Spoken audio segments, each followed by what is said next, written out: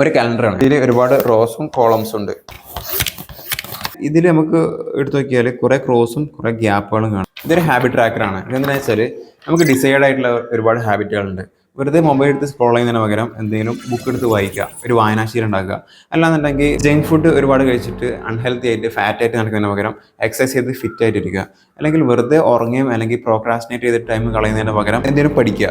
ഇതുവരെ ഒട്ടും അട്രാക്റ്റീവ് അല്ലാത്ത അല്ലെങ്കിൽ ഒരുപാടൊന്നും സാറ്റിസ്ഫാക്ഷൻ തരാത്ത നമുക്കുണ്ടായിരുന്നെങ്കിൽ നന്നായനെ എന്ന് ആഗ്രഹിക്കുന്ന നമ്മളെ ഹാബിറ്റ് സിംപ്ലി ഒരു ഹാബിറ്റ് ട്രാക്ക് എടുത്തിട്ട് നമ്മൾ സ്ഥിരം പോകുന്ന റൂമിൽ സ്ഥിരം കാണുന്ന ഒരു പ്രതലത്തിൽ ഒട്ടിച്ച് വെച്ചതിന് ശേഷം അത് ട്രാക്ക് ചെയ്തുകൊണ്ട് എങ്ങനെ ആ ഹാബിറ്റ് ബിൽഡ് ചെയ്തെടുക്കാം എന്നുള്ളതാണ് വേൾഡ് ഫേമസ് ഓഥർ ആയിട്ടുള്ള ജെയിംസ് ക്ലിയറിൻ്റെ വേൾഡ് ഫേമസ് ബുക്കായിട്ടുള്ള അറ്റോമിക് ഹാബിറ്റ്സിൻ്റെ റെഫറൻസിൽ ഞാൻ പറയാൻ പോകുന്നത്. ഓക്കെ, ഇനി എന്താണ് ഹാബിറ്റ് ട്രാക്കർ?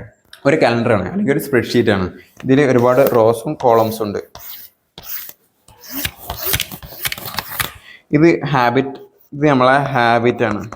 ഹാബിറ്റ് 1, ഇത് ഹാബിറ്റ് 2 എക്സസൈസ്. Habit 3 reading. ഇവിടെ ഓരോ മാസത്തിലെ ദിവസങ്ങളാണ് 1, 2, 3, 4 എക്സെട്ര 30. അപ്പോൾ ഒരു മാസത്തെ എൻ്റെ ഡേ ഉണ്ട് ഇതിൽ. പിന്നെ ഹാബിറ്റ് 1, ഹാബിറ്റ് 2, ഹാബിറ്റ് 3. റോസ് എന്ന് പറയുന്നത് ഹാബിറ്റുകളാണ്. കോളംസ് പറയുന്നത് നമ്മളെ ഒരു മാസത്തിലെ നമ്പർ ഓഫ് ഡേയ്സ് ആണ്. നമ്മളൊരു ഹാബിറ്റ് ചെയ്യുമ്പോൾ ആ ഹാബിറ്റിന് കറസ്പോണ്ടിങ് ആയിട്ടുള്ള എക്സസൈസിന് കറസ്പോണ്ടിങ് ആയിട്ടുള്ള ഏത് ദിവസമാണോ ചെയ്യുന്നത് ആ ദിവസത്തിൻ്റെ ഉള്ളിൽ ഒരു ക്രോസ് മാർക്ക് ആഡ് ചെയ്യും. ഇതാണ് ഹാബിറ്റ് ട്രാക്കർ. ഇങ്ങനെ ഡെയിലി ഹാബിറ്റ് നമ്മൾ ട്രാക്ക് ചെയ്യും. ഏതെങ്കിലും ഹാബിറ്റ് മിസ്സായാൽ ഇവിടെ ബ്ലാങ്ക് ആക്കിയിടും. അതിന് ശേഷം അടുത്ത ദിവസം മാർക്ക് ചെയ്യും. ഇത് ചെയ്തതിനനുസരിച്ച് നമുക്ക് ഇതിൻ്റെ ഒരു റെക്കോർഡ് കിട്ടും. ഇതാണ് ഹാബിറ്റ് ട്രാക്കർ. ഇതൊരു സ്ലേറ്റിലാണ് കാണിച്ചിട്ടുള്ളൂ. ഇതൊരു പേപ്പറിലാണ് സാധാരണ ചെയ്യാറ്. ഈ പേപ്പർ എടുത്തിട്ട് ഇതുപോലെ റോസ് ഉണ്ടാവും, ഒരു മന്തിലേക്ക് ഫുള്ളായിട്ടുള്ള കോളംസ് ഉണ്ടാവും. ഇത് സിംപ്ലി നമ്മൾ ഡെയിലി പോകുന്ന റൂമിൽ ഡെയിലി കാണുന്ന പ്രതലത്തിൽ ഒട്ടിച്ചേക്കുക. ഈ ഹാബിറ്റ് ചെയ്യുമ്പോൾ ഇത് ക്രോസ് ചെയ്യും. ഓക്കെ, ഇനി എന്തിനാണ് ഹാബിറ്റ് ട്രാക്കർ? അറ്റോമിക് ഹാബിറ്റ്സിലെ ഈ ബുക്കിൽ പറയുന്നുണ്ട് 4 ഫ്രെയിം വർക്ക് ഒരു ഹാബിറ്റ് ബിൽഡ് ചെയ്യാൻ. Make it obvious, make it attractive, make it easy, make it satisfying. അതായത് ആദ്യം ഓർമ്മ വരണം. ഈ ഒരു ഹാബിറ്റ് ട്രാക്കർ സിംപ്ലി നമ്മൾ ഡെയിലി പോകുന്ന റൂമിൽ ഡെയിലി കാണുന്ന പ്രതലത്തിൽ ഒട്ടിച്ച് വെക്കുന്നതോടെ തന്നെ ഈ ഫസ്റ്റത്തെ ഫ്രെയിം വർക്ക് കവറായി. ഓർമ്മ ആവുക, മേക്ക് ഇറ്റ് ഒബ്വിയസ്. നമ്മളൊരു കാര്യത്തിനെ പറ്റി ഓർമ്മ ആവാതെ ആ ഹാബിറ്റ് ചെയ്യുന്നതിനെ പറ്റി ചിന്തിച്ചിട്ട് കാര്യമില്ല, ആ ഹാബിറ്റ് ചെയ്യില്ല. അപ്പോൾ സിംപ്ലി ഈ ഹാബിറ്റ് ട്രാക്കർ കാണുന്നതോടെ ആ കാര്യം ചെയ്യാൻ വേണ്ടി ഓർമ്മയാണ് ചെയ്യുന്നത്. അതോടുകൂടി അത് ചെയ്യാനുള്ള ചാൻസ് വളരെ കൂടുതലാണ്. ഇനി രണ്ടാമത്തെ ബെനിഫിറ്റ് എന്ന് പറയുന്നത് മേക്ക് ഇറ്റ് സാറ്റിസ്ഫൈങ് ആണ്. അധികമൊന്നും സാറ്റിസ്ഫാക്ഷൻ തരാത്ത പല ഹാബിറ്റ്സ് ആണല്ലോ നമ്മളിപ്പോൾ ലിസ്റ്റ് ചെയ്തത്.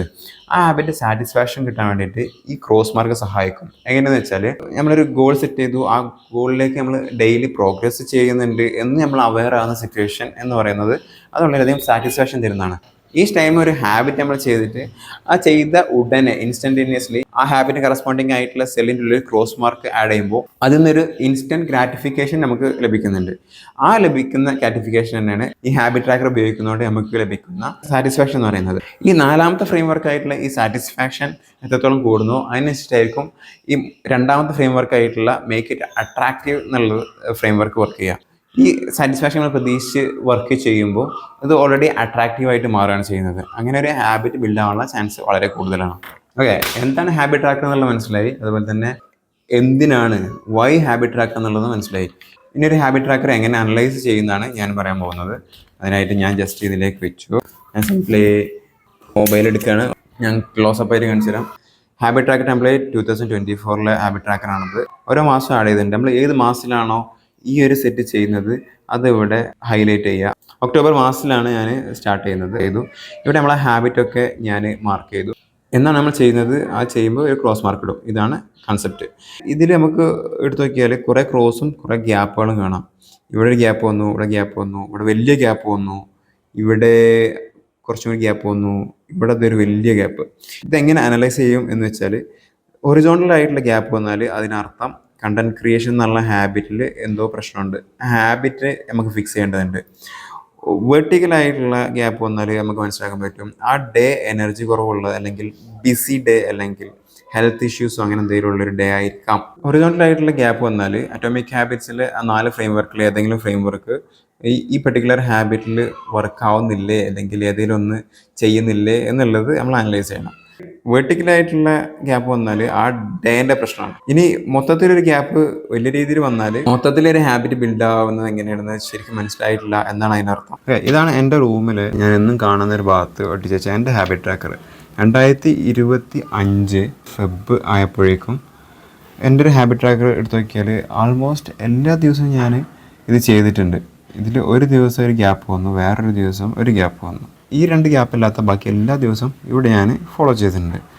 ഇതിൽ മാർച്ചിലേക്ക് എത്താൻ നേരത്ത് ചില ഹാബിറ്റ് നമുക്ക് കൺട്രോൾ ചെയ്യാൻ പറ്റും. ഇപ്പോൾ ടൈപ്പിംഗ് എന്നുള്ള ഹാബിറ്റ് ഞാൻ കൺട്രോൾ ചെയ്തിട്ട് സ്റ്റോപ്പ് ചെയ്തു, പിന്നെ അങ്ങോട്ട് ചെയ്തിട്ടേ ഇല്ല. ഇതിൽ പവർഫുൾ ഫാക്റ്റ് എന്താണെന്ന് വെച്ചാൽ ഈ റെക്കോർഡിംഗ് എന്ന് പറഞ്ഞിട്ടുള്ള ഈ ഹാബിറ്റിൻ്റെ പരിണിത ഫലമായിട്ടാണ് എൻ്റെ യൂട്യൂബ് ചാനൽ തന്നെ ക്രിയേറ്റ് ചെയ്യപ്പെട്ടിട്ടുള്ളത്.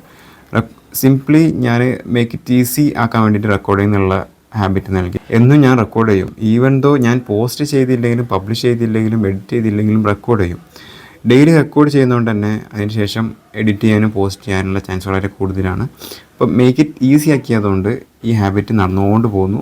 അതിന് ശേഷം ഇത്രയും കണ്ടൻറ്റും പ്രൊഡ്യൂസ് ചെയ്യാൻ പറ്റി എന്നുള്ളതാണ് ഇതിൻ്റെ പ്രത്യേകത. See you tomorrow.